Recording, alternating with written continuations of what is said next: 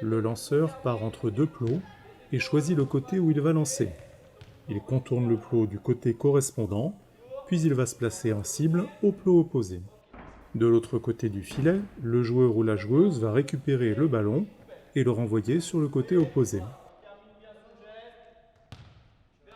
Ici, l'objectif est d'associer un choix et une direction de déplacement. Donc oriente-toi vers où tu veux mettre la balle. Ok. Le plot. Ok, tu récupères. Voilà.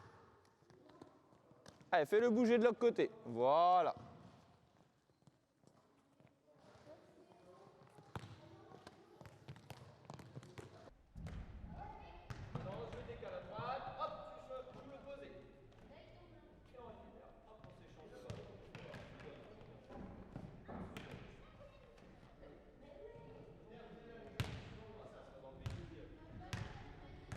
Une attention particulière sera portée sur les appuis pour contourner le plot.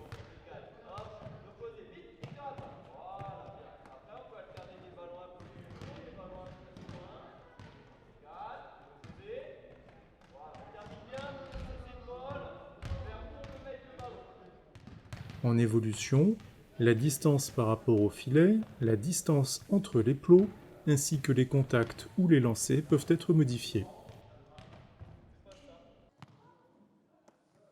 On se déplace. Vas-y, tu lui envoies. Ok. On peut le faire en attrapant et ensuite en renvoyant. Faut l'envoyer en passe. Ouais, en passe. Ouais, par contre, la passe, c'est de la hauteur. Hein. Tac, tu lui envoies à l'opposé et on récupère. Voilà. Mettez de la hauteur, les filles, mettez de la hauteur. Et on récupère. À propos du mot lancer que l'on utilise régulièrement, c'est vraiment un geste qui part sur des jambes fléchies avec un ballon qui va partir du bas, lancé vers le haut, en accompagnant avec une poussée des jambes qui accompagne le mouvement vers le haut. Ce mouvement n'est vraiment pas facile, il n'est pas inné, c'est quelque chose qui doit se travailler. Je vais vous parler des comportements moteurs de l'enfant et notamment de la coordination bas-haut du corps. Le volleyball est plus sous une représentation de frappe du haut du corps. Ce qu'il faut essayer vraiment de faire, c'est de sensibiliser les enfants sur la notion de coordonner le bas et le haut du corps. Et aussi de dissocier le côté droit, le côté gauche. Très important au volleyball. Quelques recommandations pour la séance. Tout d'abord, par rapport à la longueur de la séance, éviter d'avoir des séances qui durent plus d'une heure. Il faut tenir compte des capacités de concentration et des capacités physiques des enfants qui peuvent se fatiguer très vite. Être très vigilant aussi sur le matériel et sur la sécurité.